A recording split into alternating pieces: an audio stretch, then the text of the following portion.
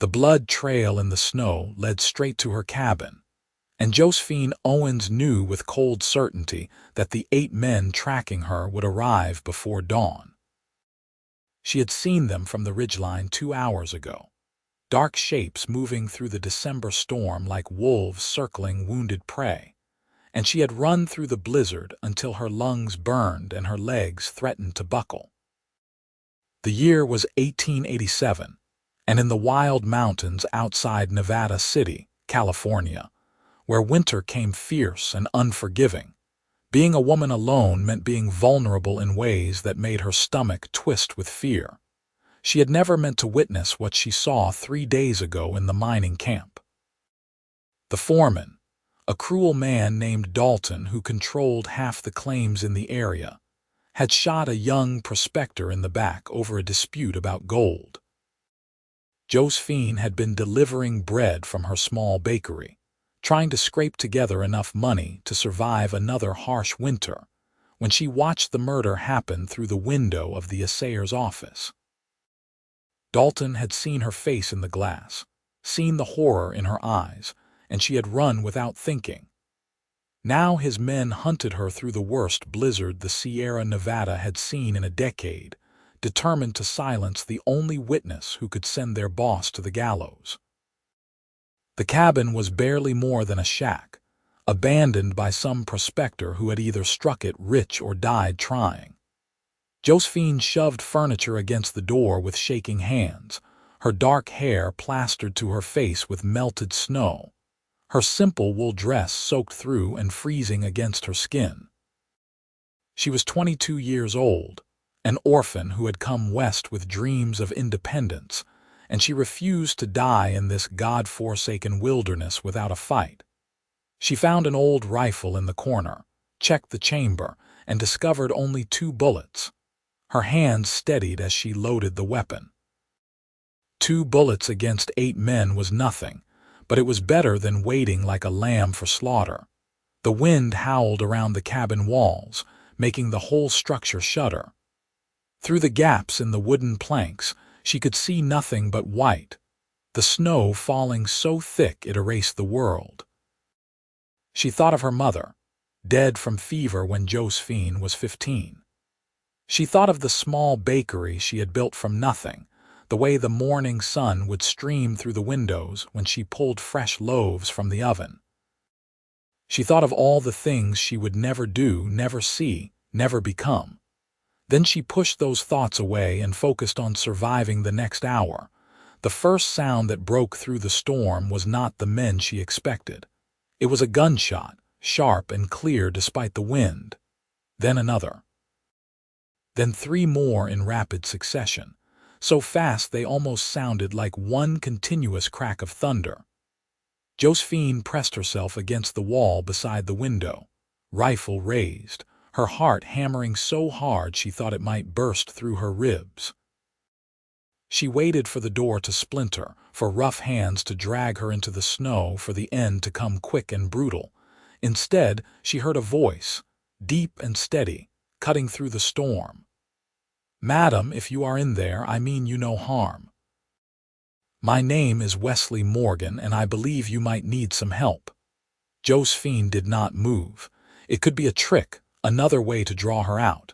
She kept the rifle trained on the door, her finger resting just beside the trigger. "How do I know you are not one of them?" She called back, her voice stronger than she felt. "Because 5 of them are lying dead in the snow about 30 yards from here, and if I wanted you dead, I would not be talking right now," the man replied. There was no boast in his tone, just simple fact. "The storm is getting worse. You let me freeze out here, we both lose. You let me in, maybe we both live through this night." She hesitated, weighing her options. 5 dead meant 3 still out there somewhere. 3 men who wanted her silenced. But this stranger had killed 5 men to get to her cabin, which meant either he was telling the truth about helping her, or he was the most dangerous of them all. She made her decision based on instinct, the same instinct that had kept her alive through 2 years of frontier hardship. She moved the furniture aside just enough to crack the door open, rifle still raised and ready. The man who stepped through was tall and broad-shouldered, his face weathered by sun and wind, his eyes a startling blue-gray that reminded her of winter sky just before nightfall. He wore a heavy coat covered in snow, a wide-brimmed hat pulled low, and gun belts across his hips with revolvers that looked well used but well maintained. He was perhaps 28 or 29, with the kind of quiet competence that came from years of hard living. Blood speckled his right sleeve, though she could not tell if it was his or someone else's. "You are hurt," she said, though she did not lower the rifle. "Not my blood," Wesley said, moving slowly so as not to spook her. He pushed the door closed against the wind and helped her shove the furniture back into place. "You are Josephine Owens. You saw Dalton kill that boy. How do you know my name?" "Because I have been tracking Dalton and his men for 3 weeks. The boy he killed was my brother." Wesley's voice remained steady, but something dark and pained flickered in his eyes. "Thomas was 19. He found a good claim and Dalton wanted it. Simple as that. I was down in Sacramento when it happened. By the time I got back, you had already run and they were already hunting you."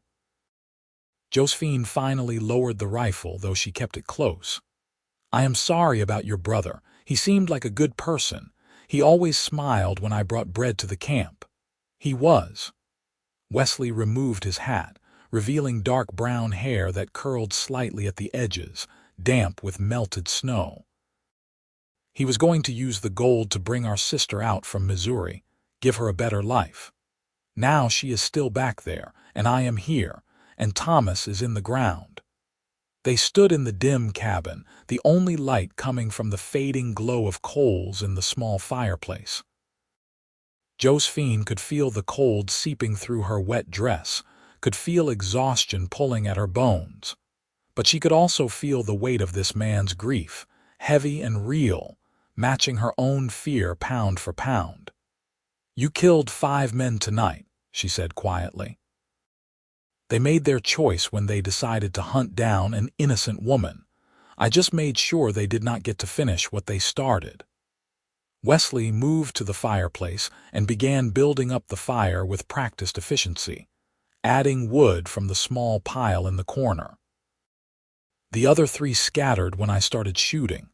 Storm this bad, they will not make it back to Nevada City. If they try to wait it out, they will freeze before morning. Either way, they are not coming back for you." The fire caught and grew, casting warm light and shadows across the cabin walls. Josephine sank down onto a rough wooden chair, the reality of her situation finally crashing over her. She was alive. The men hunting her were gone. This stranger had appeared out of the blizzard like something from a story and saved her life. "Why?" she asked. "Why risk yourself for someone you do not even know?" Wesley looked at her across the growing flames, and in his eyes she saw something that made her breath catch. It was not just grief or anger or the cold calculation of revenge.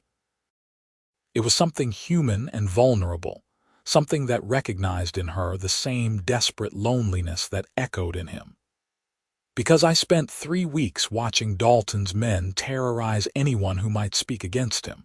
Because my brother died alone and afraid, and no one helped him. Because when I saw you running through that storm, I saw someone who deserved better than what this world was trying to give her." He paused, then added more softly, "Because sometimes doing the right thing is the only choice worth making."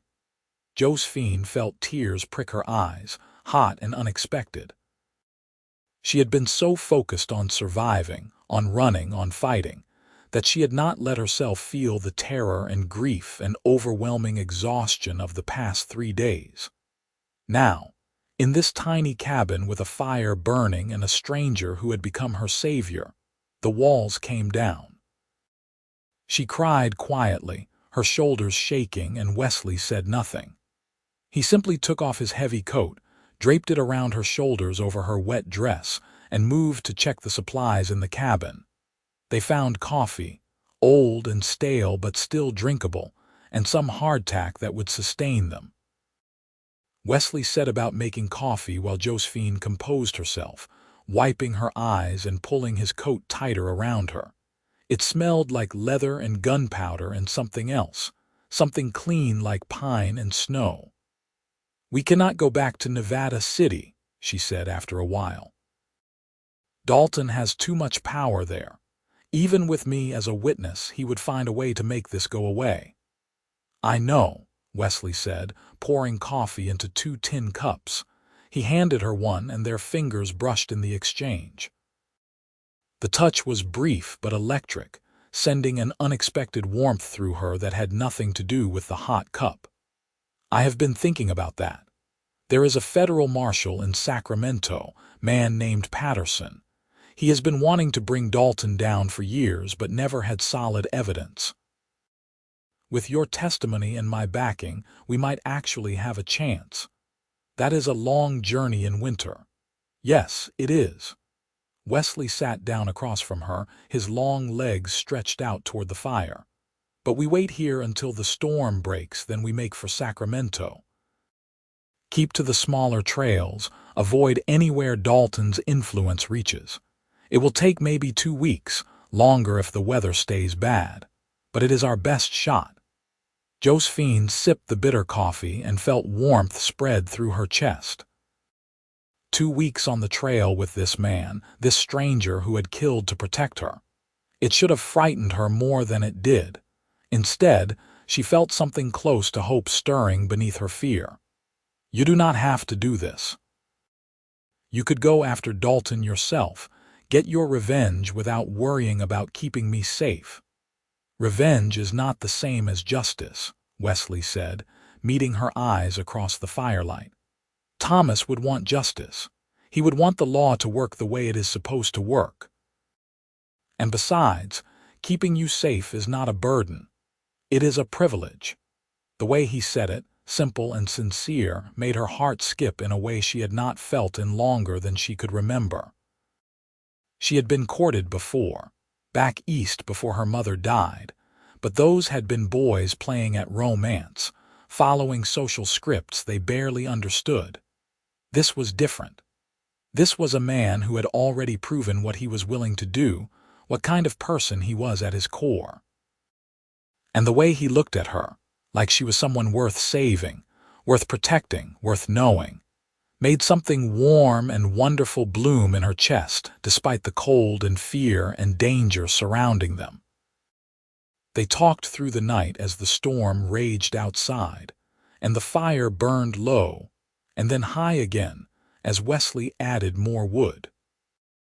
She told him about growing up in Pennsylvania, about losing her mother, about the aunt who took her in and treated her like an unpaid servant, until Josephine saved enough money to head west. She told him about the dream of opening a bakery, about the satisfaction of creating something with her own hands, about the bone-deep loneliness of being a single woman in a place where everyone assumed you were either looking for a husband or selling yourself in less respectable ways. Wesley told her about growing up on a ranch in Missouri, about learning to shoot and ride before he could properly read, about the father who drank himself to death after their mother passed in childbirth. He told her about raising Thomas and their younger sister Sarah, about working as a ranch hand and occasional deputy, about the wandering life that had eventually brought him to the California gold country. He told her about Thomas's letters, full of excitement and hope, and the gut-wrenching moment when those letters stopped coming and he knew, just knew, something terrible had happened. Somewhere in those hours of talking, the space between them began to feel less like the distance between strangers, and more like the comfortable closeness of 2 people who understood each other in ways that defied explanation. Josephine found herself watching the way the firelight played across Wesley's strong features, the way his hands moved when he talked, careful and deliberate. She found herself wondering what it would be like to be touched by those hands with gentleness instead of violence, to be held by someone who made her feel safe instead of afraid. Wesley, for his part, could not stop noticing the delicate strength in Josephine's face, the intelligence in her dark eyes, the way she held herself with dignity even soaked and exhausted and hunted. She was beautiful, but more than that, she was brave. She had not collapsed into helplessness when death came hunting. She had run, she had fought. She had prepared to defend herself with nothing but an old rifle and 2 bullets. That kind of courage was rare, and it stirred something in his chest that had been dormant for longer than he cared to admit. Dawn came gray and cold, the storm finally beginning to ease, though snow still fell in lazy spirals. They ate hardtack and drank more coffee, and Wesley went outside to scout the area. When he came back, his expression was grim. Found the other 3 about a quarter-mile north. They tried to make it back toward town, froze to death in the night. Josephine absorbed this news in silence. 8 men had hunted her, 5 were shot dead by Wesley, 3 had frozen in the storm. All of them gone because of Dalton's greed and her misfortune of being in the wrong place at the wrong time. "What about Dalton?" she asked. "Will he send more men when these do not come back?"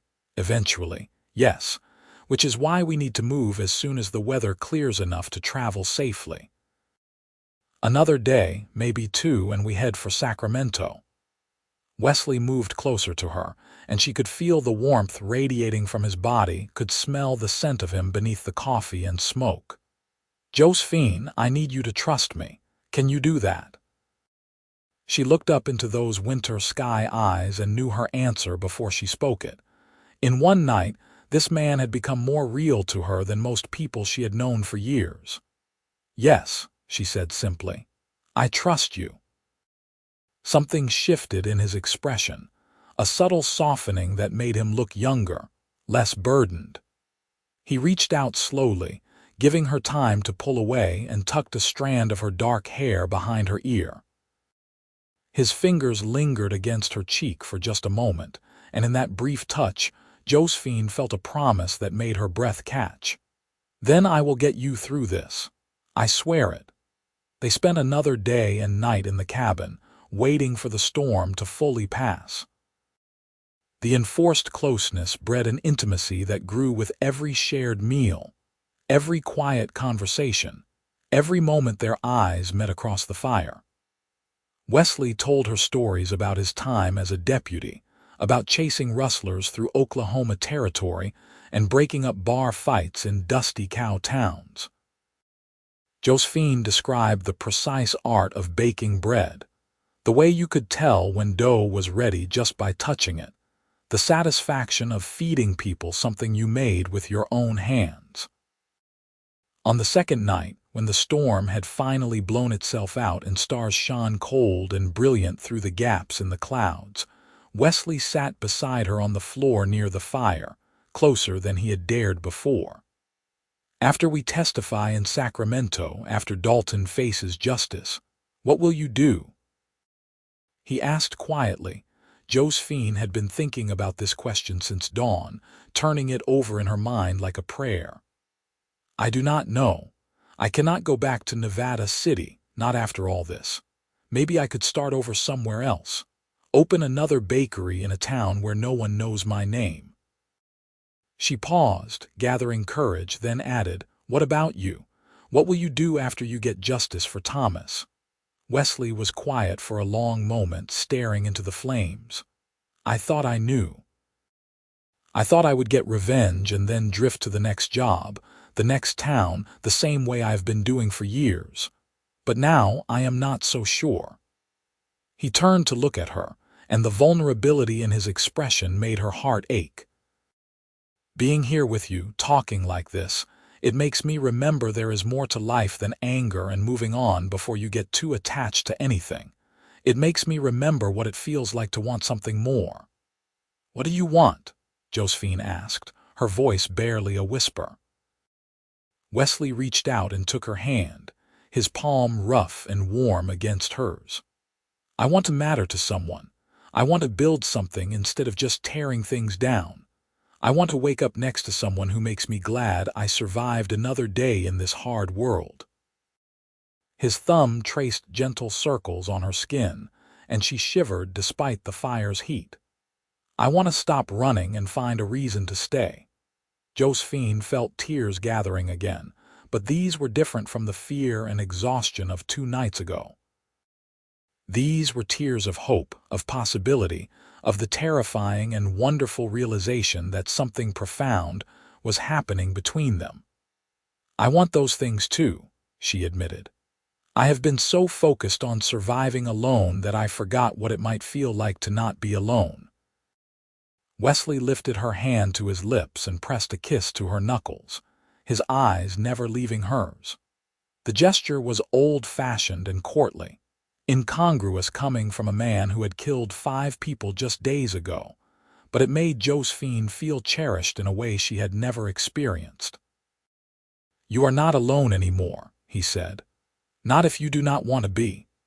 She leaned into him then, resting her head against his solid shoulder, feeling his arm come around her back to hold her close.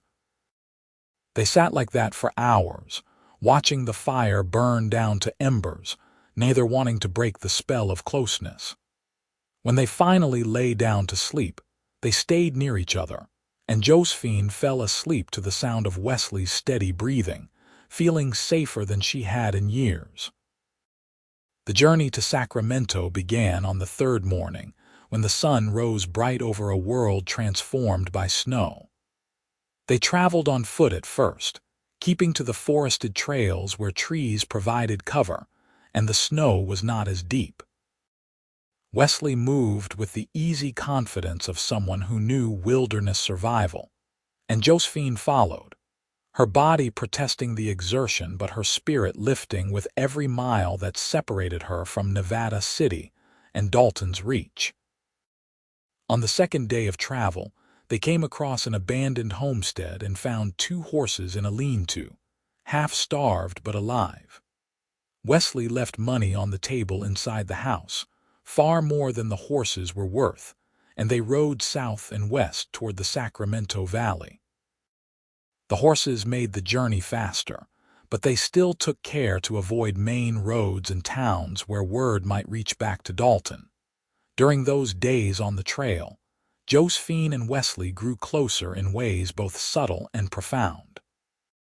They learned each other's rhythms, the small habits and preferences that define a person. She discovered that Wesley sang quietly to himself when he thought she was not listening, old hymns his mother had taught him. He discovered that Josephine could identify birds by their calls and knew which plants were edible and which would kill you. They shared meals cooked over campfires, huddled together against the cold at night, talked about everything and nothing while the horses grazed nearby. One evening, about a week into their journey, they made camp in a sheltered valley where a stream ran clear and cold over smooth stones. Wesley caught fish with his hands, a trick he had learned as a boy, and Josephine cooked them over the fire with wild onions she had found. After they ate, as twilight painted the sky in shades of purple and gold, Wesley reached into his saddlebag and pulled out a small bundle wrapped in oilcloth. "Thomas left this with his things," he said, unwrapping it to reveal a harmonica. "He was better at it than I ever was, but I kept it. Thought maybe I should learn to play the songs he loved." He lifted the instrument to his lips and played a simple melody, sweet and melancholy, a tune that spoke of longing and loss and hope all tangled together. Josephine listened with her eyes closed, letting the music wash over her. When the last note faded, she opened her eyes to find Wesley watching her with an intensity that made her pulse quicken. "That was beautiful," she said softly. "Not as beautiful as you," Wesley replied, and there was no artifice in the words, no practiced charm. Just truth, plain and powerful. Josephine felt heat rise to her cheeks, felt her heart begin to race. They had been dancing around this for days, this pull between them that grew stronger with every shared glance, every accidental touch. She knew what she wanted, had known since that first night in the cabin, but fear had held her back. Fear of moving too fast, of misreading the situation, of losing this fragile and precious thing growing between them. But looking at Wesley now, seeing the same want and uncertainty mirrored in his eyes, she found her courage. She moved closer to him, close enough to feel his breath on her face, and said, "Kiss me." Wesley needed no further invitation. He cupped her face in his hands, gentle despite their roughness, and brought his lips to hers. The kiss was soft at first, tentative, a question asked and answered.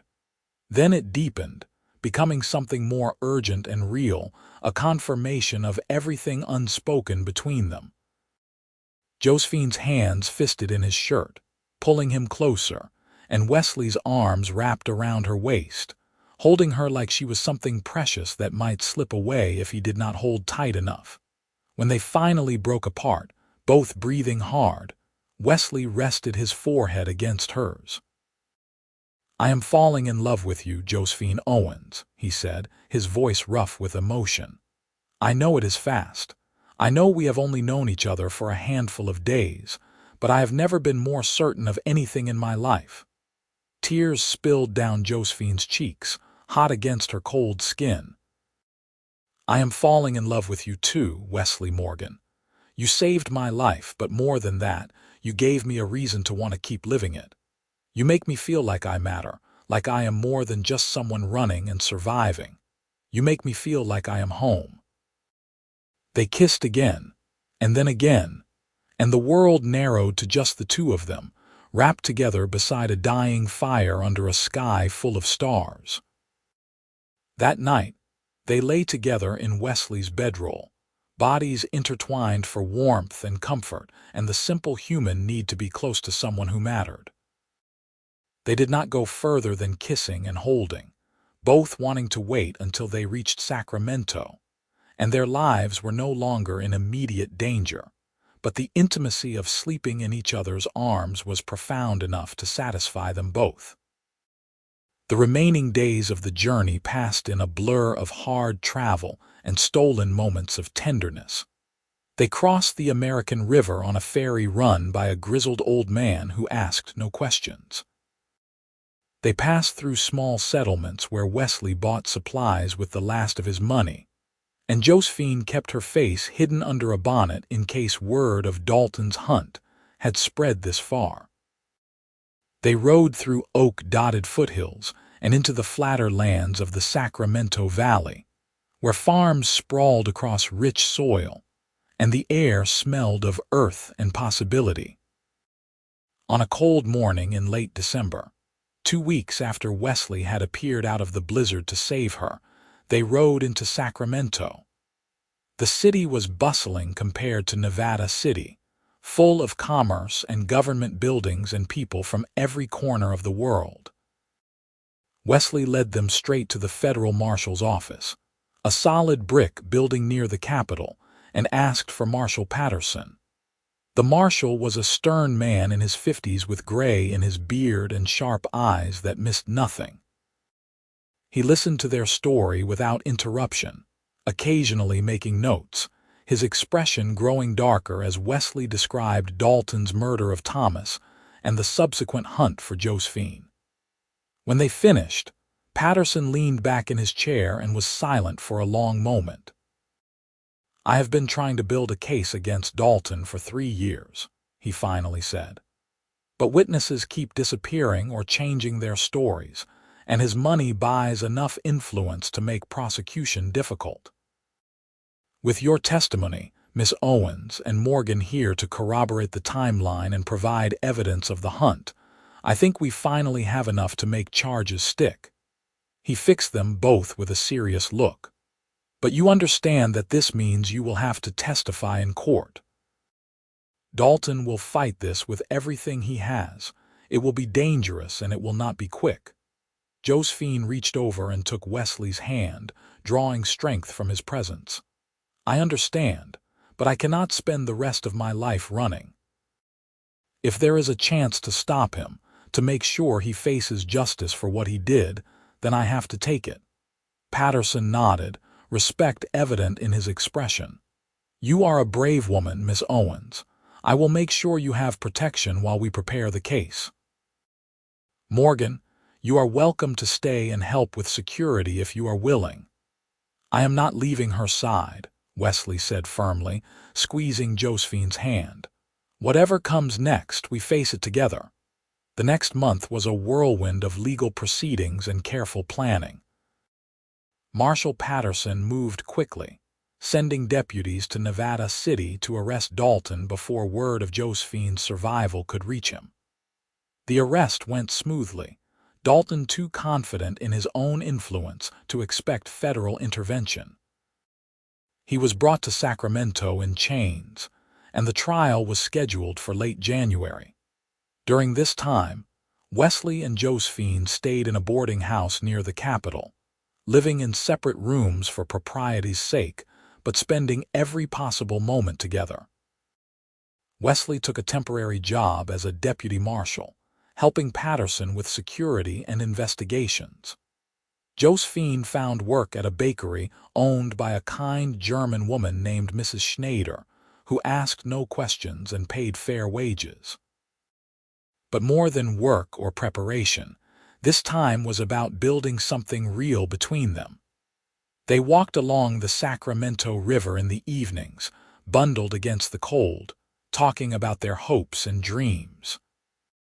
They attended church on Sundays, sitting close together in the pew, their hands intertwined. They had dinner with Marshal Patterson and his wife, who treated them like family and clearly approved of the match. Slowly, the terror and chaos that had brought them together faded, replaced by the everyday intimacy of two people building a life. One evening, about 3 weeks after arriving in Sacramento, Wesley asked Josephine to walk with him down to the riverfront. The sun was setting, painting the water gold and orange, and a few boats moved lazily along the current. They stood together watching the light fade, and Wesley turned to face her, suddenly nervous in a way she had never seen from him before. "Josephine, I need to ask you something," he began, reaching into his coat pocket. "I know we have only known each other for a short time, but every day I wake up more certain that you are the person I want to spend the rest of my life with. You are brave and kind and smart and beautiful, and being with you makes me want to be a better man." He pulled out a simple gold ring, clearly old and well-worn. "This was my mother's wedding ring. My father gave it to me before he died, told me to give it to someone worthy of it. I cannot think of anyone more worthy than you." He dropped to one knee there on the riverbank, looking up at her with those winter sky eyes full of hope and love and vulnerability. "Josephine Owens, will you marry me? Will you let me spend the rest of my days making you happy and keeping you safe and loving you with everything I have?" Josephine felt tears streaming down her face, felt joy bubbling up in her chest until she thought she might burst with it. She had come west alone and afraid, had nearly died in a blizzard being hunted by killers, had lost everything she thought she knew about her life. And somehow, through all that darkness, she had found this man, this impossible gift, this love that felt like coming home. "Yes," she said, her voice breaking with emotion. "Yes, Wesley, I will marry you. I want nothing more than to be your wife, to build a life with you, to love you for as long as we both shall live." Wesley stood and swept her into his arms, spinning her around while she laughed and cried at the same time. He kissed her there on the riverbank as the sun set and the first stars appeared, and Josephine knew with absolute certainty that she had found exactly where she was meant to be. They married 2 weeks later, on a crisp January morning, in a small church with Marshal Patterson and his wife as witnesses. Mrs. Schneider closed the bakery for the day to attend, bringing a wedding cake she had baked herself. The ceremony was simple but heartfelt, and when the minister pronounced them husband and wife, Wesley kissed Josephine with such tenderness and joy that several people in the small congregation openly wept. That night, in the boarding house room they would now share as a married couple, Wesley carried Josephine over the threshold and set her down gently. He cupped her face in his hands, his expression serious. "I want you to know something. Everything I have, everything I am, belongs to you now. I will spend every day trying to deserve you, trying to make you glad you took a chance on a drifter who showed up in a blizzard." Josephine smiled up at him, radiant in her simple wedding dress. "You already deserve me, Wesley Morgan. You are the best man I have ever known, and I thank God every day that you found me when I needed you most." She reached up and kissed him, soft and lingering. "Now stop talking and show your wife how much you love her." Wesley needed no further encouragement.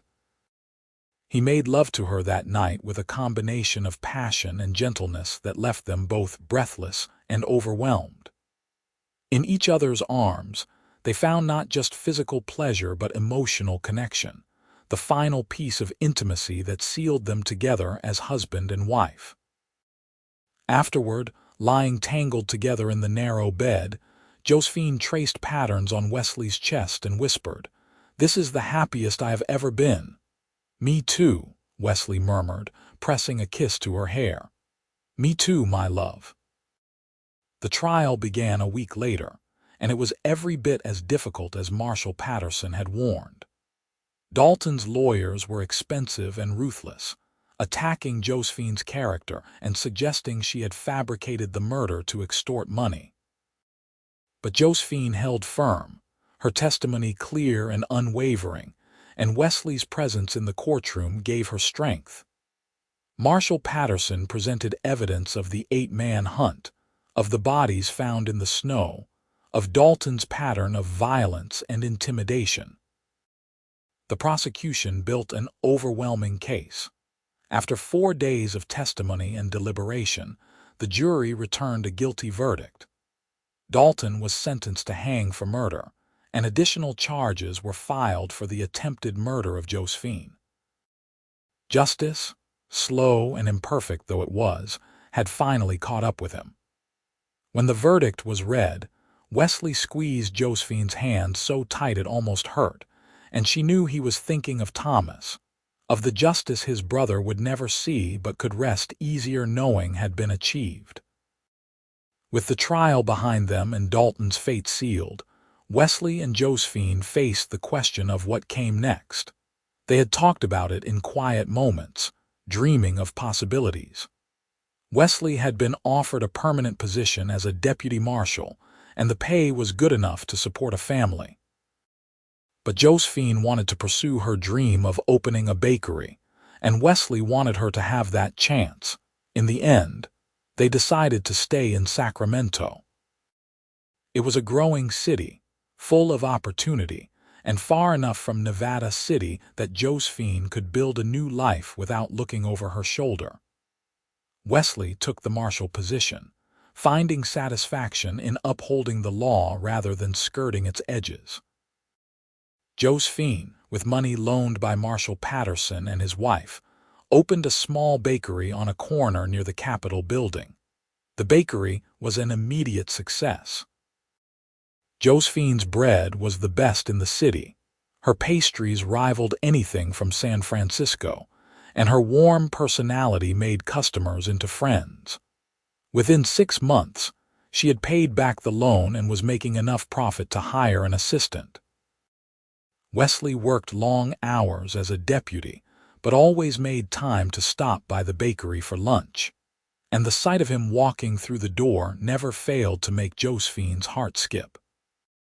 They rented a small house on the outskirts of the city, with a garden where Josephine grew herbs and vegetables, and a porch where Wesley liked to sit in the evenings playing Thomas's harmonica. Life fell into a comfortable rhythm, the kind of ordinary happiness that felt extraordinary after everything they had been through. They attended church socials and dinner parties. They made friends with neighbors and fellow business owners. They built a life that was normal and peaceful and exactly what they both needed. In the spring of 1888, Josephine discovered she was pregnant. She told Wesley one evening after dinner, watching his face carefully, suddenly nervous despite knowing how much he wanted children. Wesley's reaction did not disappoint. He let out a whoop of joy, picked her up and spun her around despite her laughing protests, then very carefully set her down and kissed her with such reverence she felt like something holy. "We are going to have a baby," he kept saying, wonder in his voice. "We are going to be parents." The pregnancy progressed smoothly, though Josephine suffered from morning sickness that made working in the bakery challenging for the first few months. Wesley hovered protectively, driving her slightly mad with his concern, but also making her fall even more in love with him. He read every book he could find about pregnancy and childbirth, asked the doctor endless questions, and started building a cradle in their small barn with wood he carefully selected and sanded smooth. On a cold November night, almost exactly a year after Wesley had appeared in that blizzard to save her, Josephine went into labor. It was long and difficult, and there were moments when Wesley, relegated to pacing the hallway while the doctor and midwife attended his wife, thought he might lose his mind with fear. But finally, just before dawn, he heard the thin wail of a newborn, and the midwife opened the door with a smile. "You have a son, Deputy Morgan, a healthy, strong boy, and your wife is doing well." Wesley rushed into the room to find Josephine propped up in bed, exhausted but glowing, holding a tiny bundle wrapped in blankets. She looked up at him with tears streaming down her face. "Wesley, come meet your son." He approached slowly, almost reverently, and looked down at the baby's red, wrinkled face. In that moment, Wesley felt something shift in his chest, an expansion of love so powerful it almost hurt. This was his child, his and Josephine's, a new life born from the love they had found in the darkest of circumstances. "He is perfect," Wesley whispered, reaching out to touch the baby's tiny fist. "What should we name him?"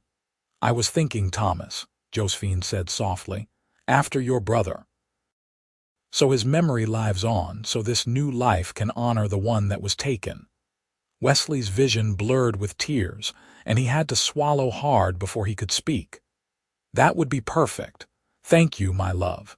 Thank you for giving me this, for giving us this." Little Thomas Wesley Morgan grew quickly, a happy baby with his father's blue-gray eyes and his mother's dark hair. Wesley proved to be a devoted father, spending every free moment with his son, teaching him songs and stories, even though the baby was far too young to understand.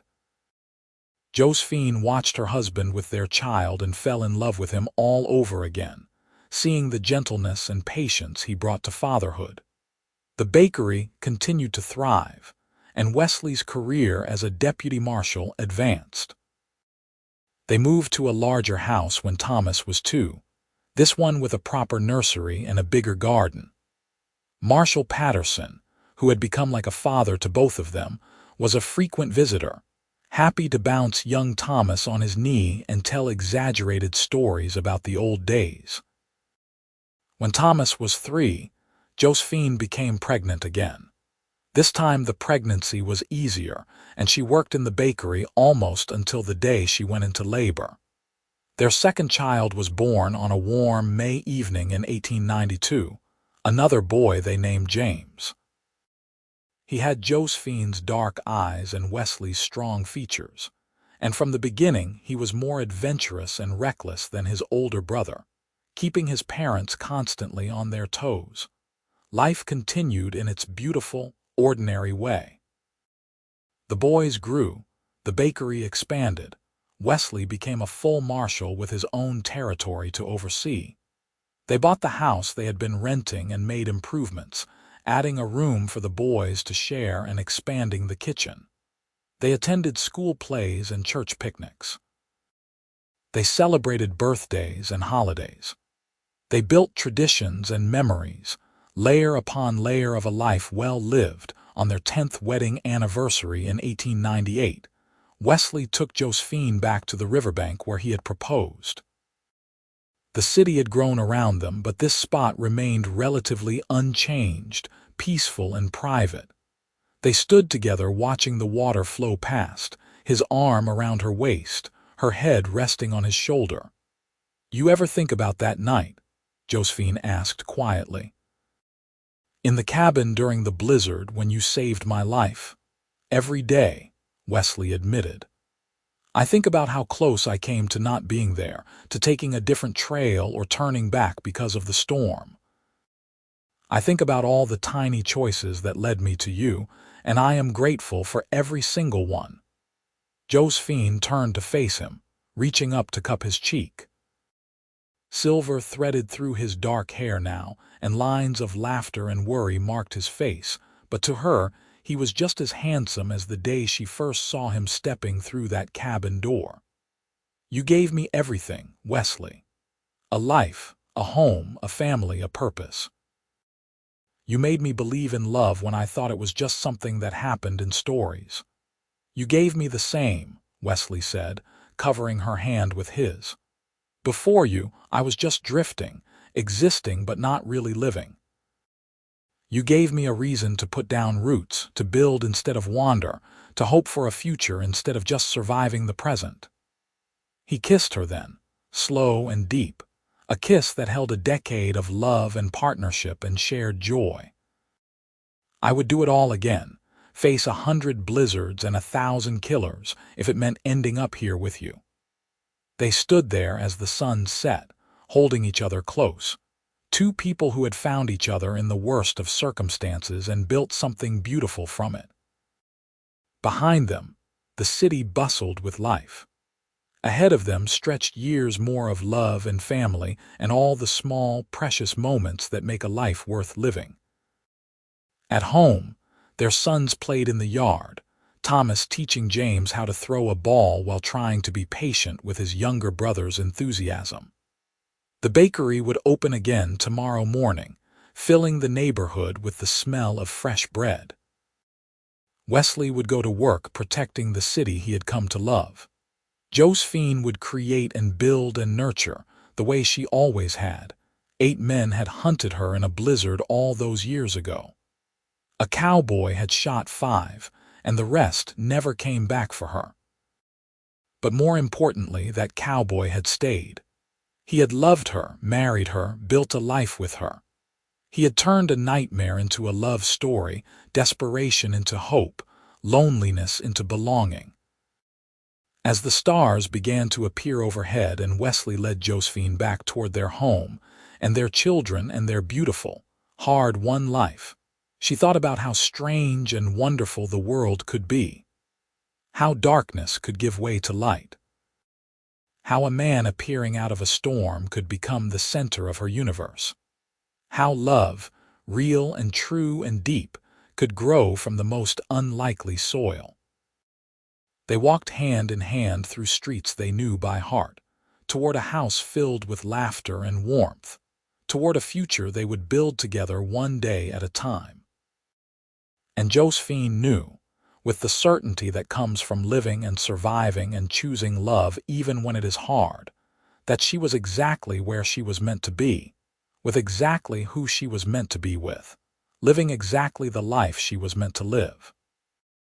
The blizzard was long past, but its gift remained. Wesley Morgan had saved her life that night in 1887, but more than that, he had given her a reason to treasure that life, to fill it with joy and purpose and love. Together, they had created something that would outlast them both, a family and a legacy of choosing courage over fear, hope over despair, and love over everything else. As they reached their front porch and heard their sons' excited voices calling for them, as Wesley opened the door and ushered her inside with a gentle hand on the small of her back, as the warmth and light of home embraced them both, Josephine smiled. This was her happily ever after. This was the life she had fought for and dreamed of and somehow, against all odds, achieved. And every single day of it was worth the journey that had brought her here. Years would pass, and their sons would grow into men with families of their own. The bakery would become a Sacramento institution, eventually passed down to James, who showed his mother's talent for baking. Thomas would follow his father into law enforcement, becoming a marshal who served with the same integrity and dedication Wesley had modeled. Wesley and Josephine would grow old together, their hair silver, their hands weathered, but their love undiminished by time. On winter evenings when snow fell soft outside their windows, Wesley would sometimes take out his brother's harmonica and play the old songs, and Josephine would sit beside him, her hand in his, remembering. They would talk about that night in the cabin, about the blizzard that had brought them together, about the terror and uncertainty that had somehow transformed into the greatest blessing of their lives. And they would hold each other close, grateful for every moment, every memory, every precious day they had been given together. Their story became family legend, told to grandchildren and great-grandchildren in the years that followed.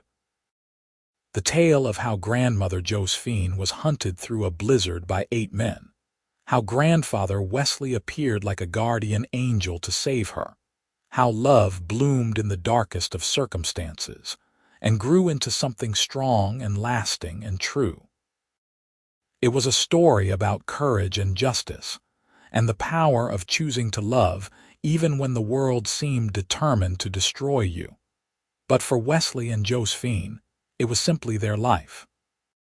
The life they had chosen, the life they had built, the life they would live until their final days, together and grateful and deeply, profoundly in love. The blizzard had tested them, but it had also forged them, creating something stronger than either could have been alone. And that, in the end, was the greatest gift of all.